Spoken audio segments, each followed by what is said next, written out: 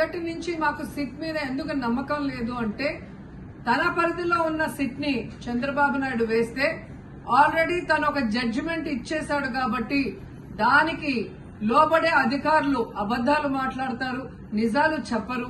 ఎందుకంటే ఈరోజు సిట్ లో వేసిన అధికారి అడిషనల్ డీజీ, ఆయన కన్నా పెద్ద ర్యాంక్ లో ఉన్న టీటీడీ ఈఓ, మరి ఐఏఎస్ ఆఫీసరు మొదట మాట్లాడిన స్టేట్మెంట్ కి చంద్రబాబు నాయుడు గారు అబద్దం చెప్పిన స్టేట్మెంట్ తర్వాత మాట్లాడిన దానికి తేడా చూస్తేనే ఈ సిట్ అనేది సిట్ అండ్ స్టాండ్ కి తప్ప దేనికి పనికిరాదనేది అర్థమైంది.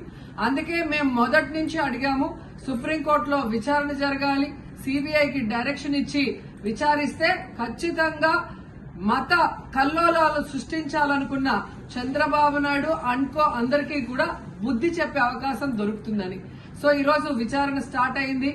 దీన్ని సిబిఐకి అప్పచెప్పి సిట్టింగ్ జడ్జి పర్యవేక్షణలో మరి